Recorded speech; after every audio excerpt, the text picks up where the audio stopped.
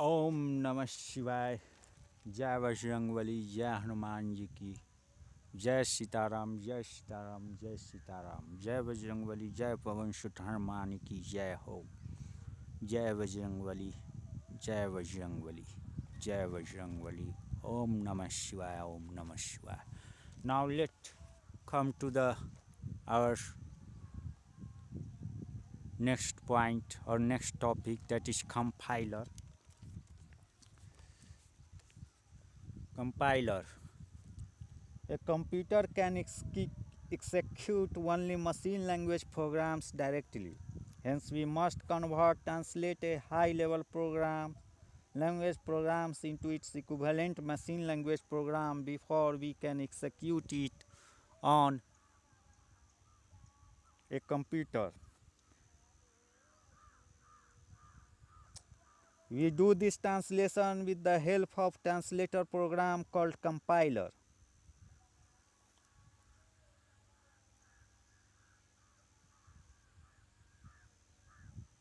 A compiler is a translator program that translates a high-level language program into its equivalent machine language program. A compiler is so called because it compiles a set of machine language instructions for every program instruction of a high-level language. Input to the compiler is a high-level language program, often referred to as a source program, and its output is the equivalent machine language program, often referred to as object program. Since high-level language instruction are macro instruction, the compiler translates each high-level language instruction into a set of machine language instruction rather than a single machine language instruction.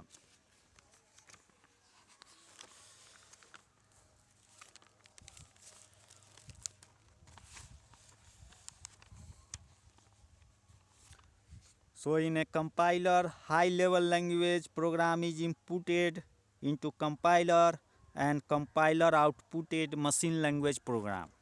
That is source program inputted into compiler and object and source program one to many correspondence object program.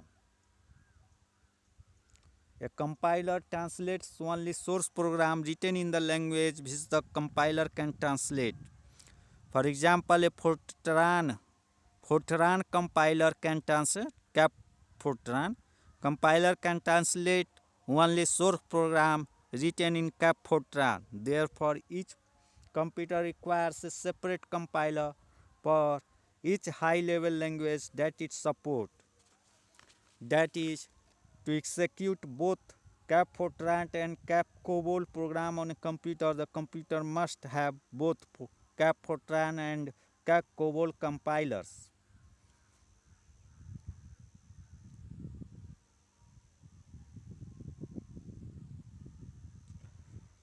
Also note that an object program for one computer may not be the same as object program for another computer. Hence, it is necessary that each computer must have its own personal compiler for a language. We can achieve machine independency by using different compilers to translate the same high-level language program to machine language program of different computers. Compilers are large programs residing permanently on secondary storage. To translate a source program, a computer first loads the compiler and the source program from secondary storage into its main memory. The computer then executes the compiler with the source program as its input data. It generates the equivalent object program as its output, which the computer normally saves in a file on a secondary storage. To execute the program, the computer loads the object program into main memory from secondary storage and executes it. Note that there is no need to repeat the compilation process every time we wish to execute the program. This is because the object program stored on secondary storage is already in machine language. We simply have to load the object program into main memory from the secondary storage and execute it directly. Also note that compilation is necessary whenever we modify the program. That is, to incorporate change in the program, we must load the original source program into main memory from secondary storage.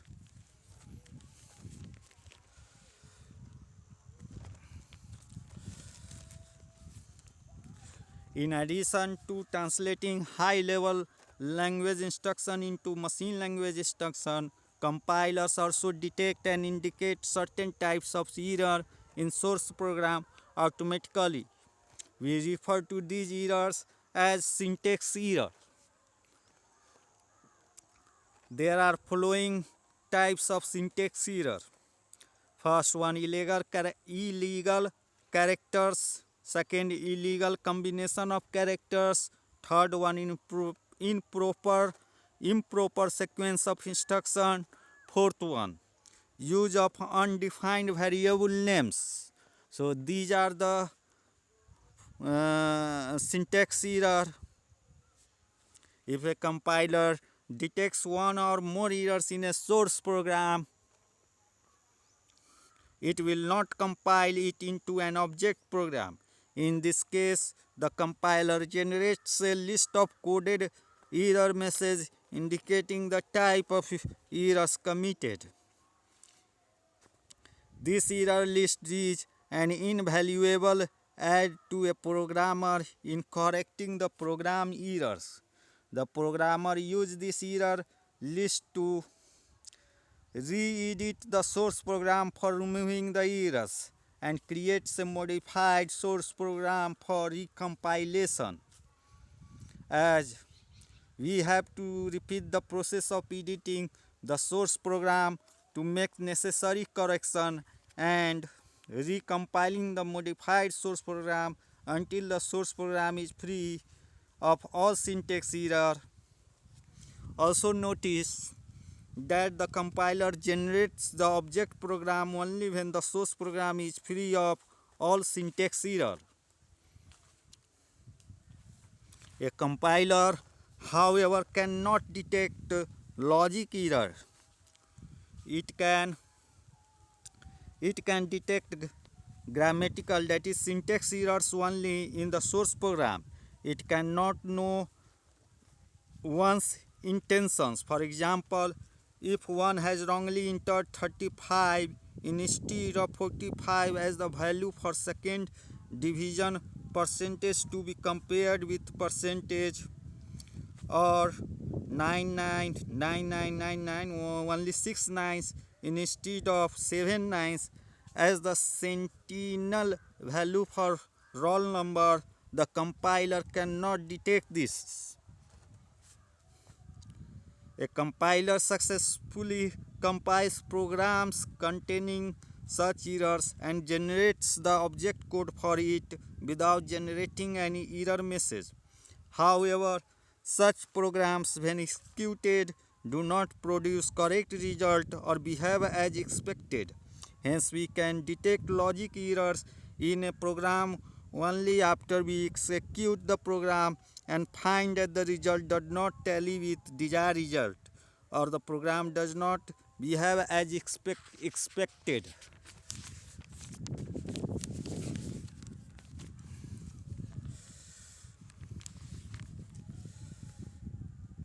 Now the next topic in this series is linker. Now linker, a single programmer can write a small program and can store it in a single source code file. However, large size software often consists of several thousand, even several millions of lines of program code. For such software, it is impractical to store its entire source code in a single file due to flowing reasons. Larger size of the file makes it very difficult, if it not possible, to work with. For example, loading the file for compilation on a computer with limited main memory capacity may not be possible. In addition, editing the file may be tedious and time consuming. Second point, deploying multiple programmers to work concurrently toward the development of the software for completing it within a specified time becomes difficult. Third point, we need to recompile the entire source program when we make any change in the source program, no matter how small. Recompilation of a large source program is often a time consuming process.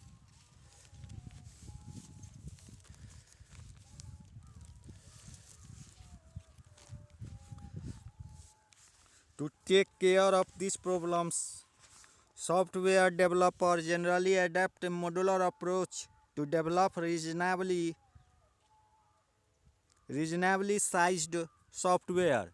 In this approach, they divide the software into functional modules and write separate source program for each module. Often they do not need to write source programs for some of the modules because they can find programs offering same functionalities in an already available program library. Software developers maintain this library program in their object code form. In modular approach of software development, software consists of multiple source program files. We can modify and compile each source program file independent of the other source program file to create a corresponding object program file. In this case, we use a program called linker to combine all object program files. Now, the next topic in this lecture series is interpreter. Interpreter is another type of translator used to translate a high-level language program into its equivalent machine language program. It takes one statement of the high-level language program, translate it into machine language instruction, and then execute the resulting machine language instruction immediately. That is, in case of an interpreter, the translation and execution process alternate for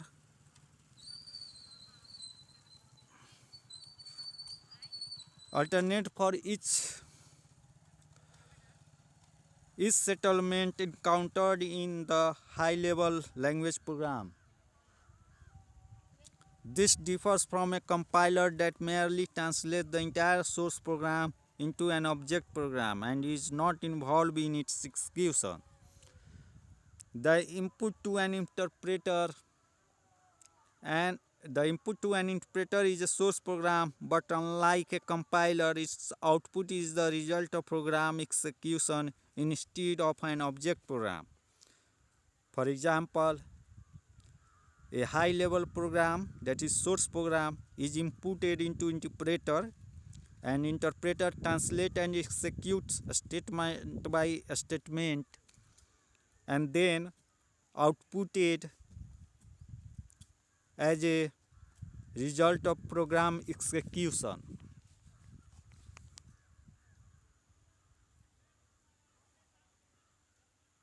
After compilation of a source program, a user saves the resulting object program permanently for future use and uses it every time he/she has to execute the program. Hence, repeated compilation, that is translation of the source code, is not necessary for repeated execution of a program. However, in case of an interpreter, since a user cannot save the object program for future use, repeated interpretation, translation plus execution of a program is necessary for its repeated execution. Since an interpreter translates and executes a high-level language program statement by statement, It reinterprets a program statement every time it encounters that statement during program execution. For example, during execution of a program, it reinterprets the instruction in a loop as many times as the process executes the loop. As compared to compilers, interpreters are easy to write because they are less complex program than compiler. They also require less memory space for execution than compiler requires. The main advantage of interpreter over compilers is that an interpreter flags a syntax error in a program statement to a programmer as soon as it interprets the program statement. This allows the programmer to make correction during interactive program development. Therefore, interpreter make it easier and faster to correct program. The main disadvantage of interpreter over compiler is that they are slower than compiler when running a finished program. This is because an interpreter translates each statement from the source program every time it executes it. A compiler translates each statement only once and saves it in the object program. We can execute the saved object program many times whenever needed, and no translation of any statement is required during the execution of the program. As the interpreter does not produce an object code for a program, it must perform the translation process each time it executes the program. To combine the advantage of both interpreters and compilers, sometimes the program development environment of a computer system provide both a compiler and an interpreter for a high-level language. In these cases, a programmer first use the interpreter to develop and debug her program. Then, after reaching a bug-free state, he compiles the program to obtain its object code and uses the object code for routine processing subsequently.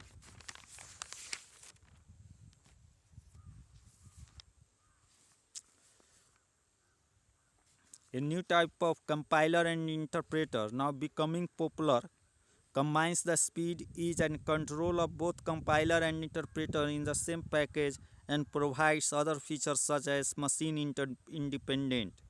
In this approach, the compiler first compiles the source program to an intermediate object program. This intermediate object program is not a machine language code but a program written in an intermediate language that is virtually machine independent and understood by combination interpreter. Then the interpreter takes the intermediate object program and converts it into machine language program and execute it on the desired computer, often referred as host computer as it hosts the virtual execution environment. The main benefits of these approaches are: first, the intermediate object program is in compiled form and thus is not original source code. This makes it safer and easier for a programmer to share his programs with others when the programmer does not want to share the source code. Second, the intermediate object program is in the form of a standard intermediate definition language, IDL. Standard intermediate definition language, IDL. Hence, writing a compiler and an interpreter is easier. Third, a newer system of interpreter is available that can convert or compile the complete or selected section of intermediate object program in memory to final host machine language program and then start execution at a fast speed as compared to line-by-line execution. This technique is called just-in-time compilation, JIT compilation, just-in-time compilation.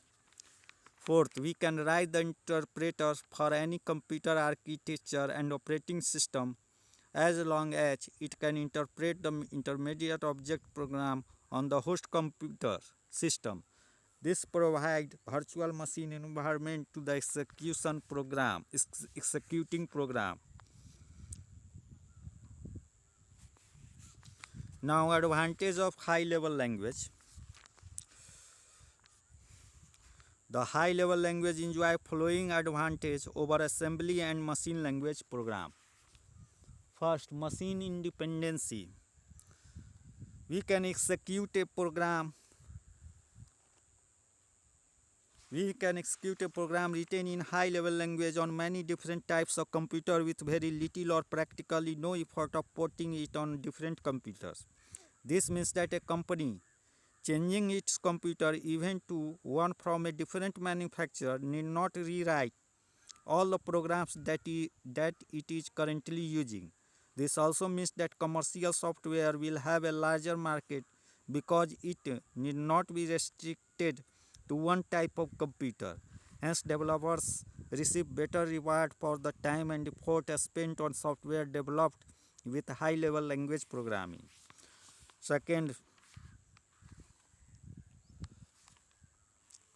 easier to learn and use. High level languages are easier to learn because they are very similar to the natural language used by us in our day-to-day life. They are also easier to use because a programmer need not know the internal details of a computer for programming in high level language.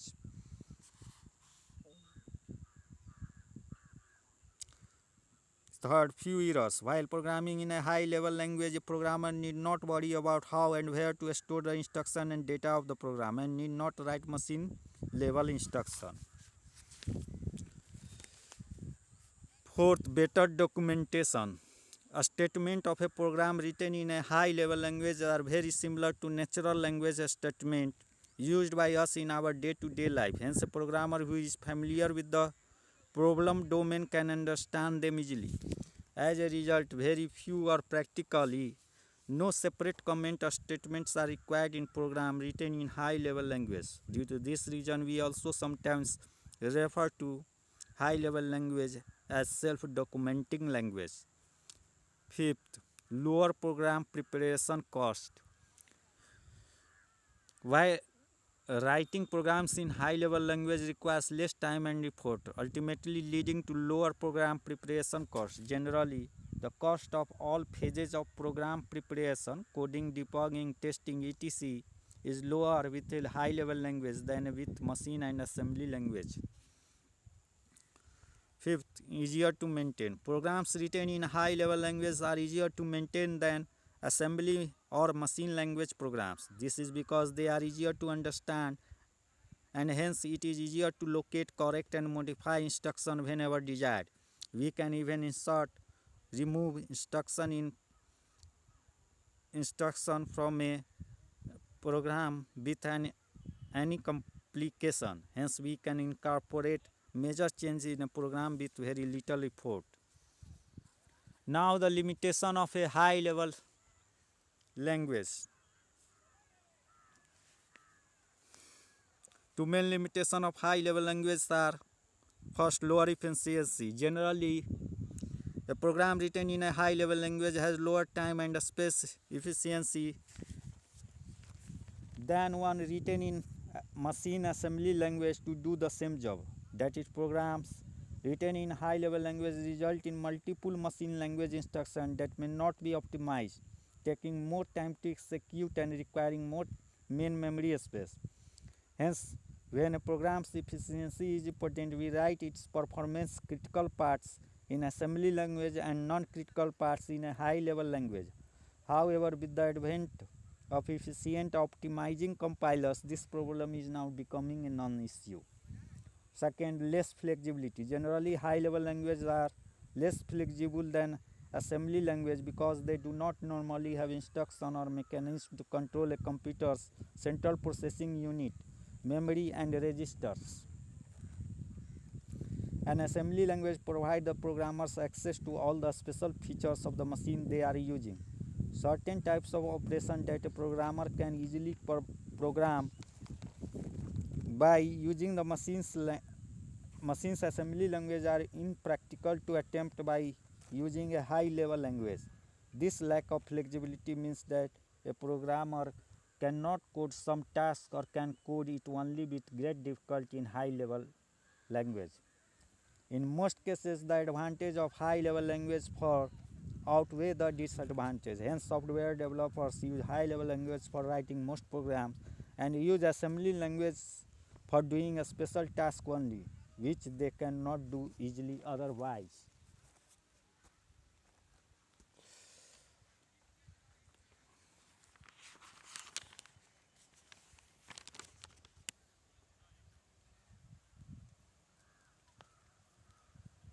Now, object oriented programming language.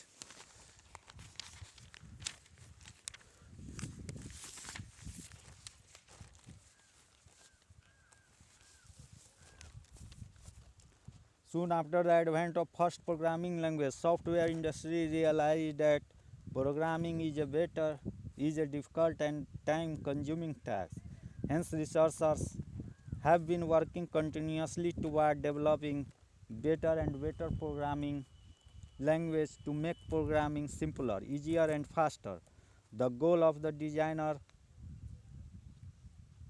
of every new programming language was to introduce some aspects or concepts in their programming language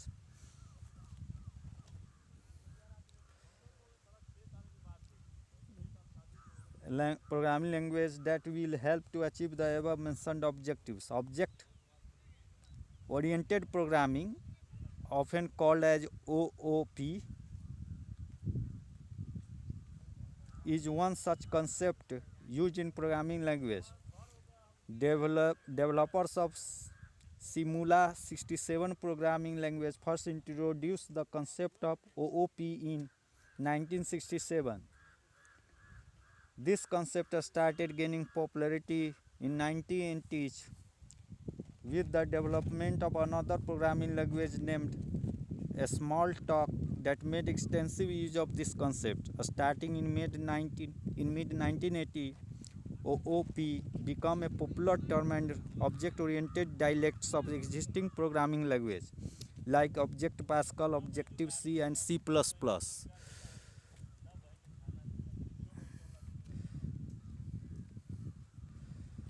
Started subsequently, C++ became a popular object-oriented programming language because of its connection with C and its support by AT and T Bell Labs. Almost all popular programming languages, including Visual Basic and Java, now use OOP philosophy. The basic idea behind OOP, that is object oriented programming language, is that we use programming language for simulating real world problems on computers. Since much of the real world is made of objects, a simulation of such a world must include simulated objects. Hence, the essence of object oriented programming is to solve a problem by identifying the real world objects of the problem and the processing required of those objects, and then creating simulation of those objects, their processes, and the required communication between the objects. Now, fundamental concept of OOP. The most essential part of support for OOP is the object mechanism. That is, an OOP language must have mechanism to define, create, store, and manipulate objects, and some mechanism to allow different objects to communicate with each other. The basic concept used in OOP language to support the other mechanisms are described below. First, object. An object is the primitive element of a program written in an OOP language. Each object consists of a set of procedures known as method and some data. It stores the data in variables and responds to the message received from other objects by executing the procedure's method.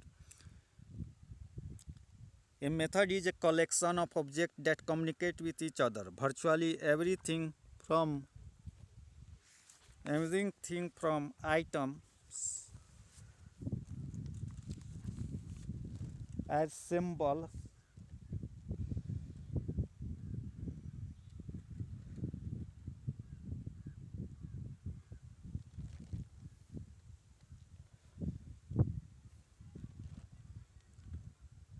a program written in a pure OOP language is a collection of objects that communicate with each other. Virtually everything from items as simple as an integer constant to a complex fine handling system is an object. An OOP language treats them all uniformly as objects. They All have local memory, inherent processing ability, the capability to communicate with other objects, and the ability to inherit characteristics from ancestor. Now we can view an object as an abstract data type because each object is an automation entity with its private data and method. Note that an object contains both functions, procedures and method, and data that describe the characteristics of the object.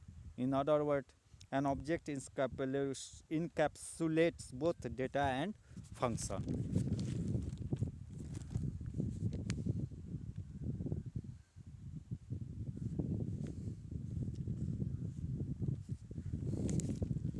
Now message.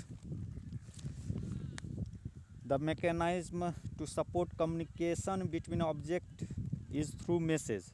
That is, OOP language programs do any computing by sending a message to an object to invoke one of its methods. A reply to a message is an object which returns to the sender the result of executing the method. There is a fundamental difference between a message sent to an object and a subprogram call.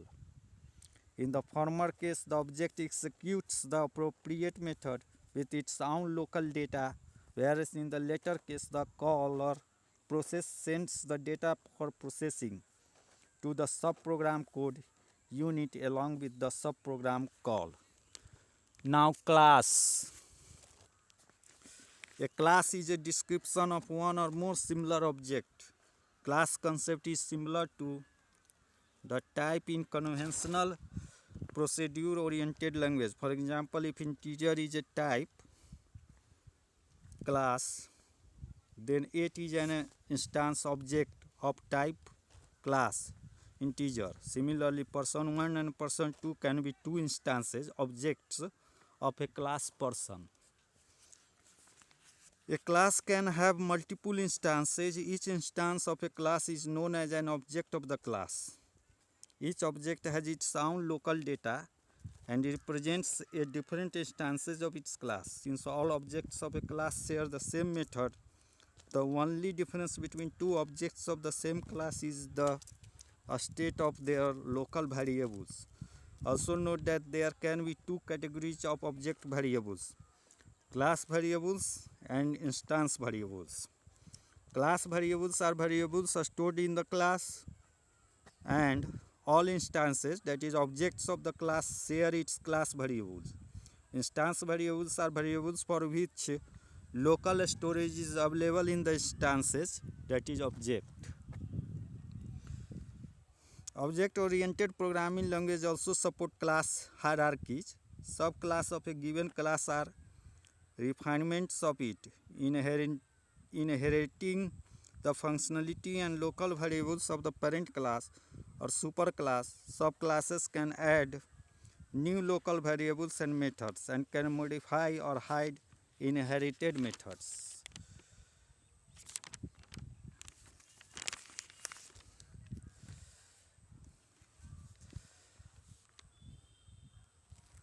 In hierarchy of classes, a subclass inherits all of the instance variable, instance method, and class method of its superclass, parent class. The subclass can also have its own instance variable, which must have different names than the variable names in its ancestor class. Finally, the subclass can define both new method and method that already exist in an ancestor class.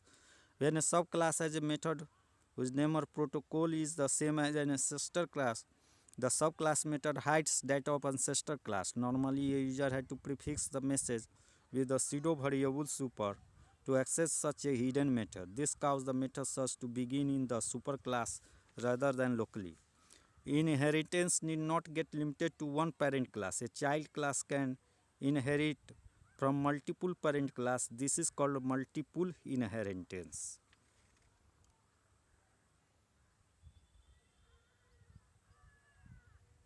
Inheritance hierarchy of class. Person class has male and female. Now main features of an. Now with this I would like to end this lecture. Jai Shri Ram, Jai Sita Ram, Jai Bajrangbali, Jai Hanuman Ji ki, Jai Hanuman Jai Hanuman Jai Hanuman Jai Hanuman.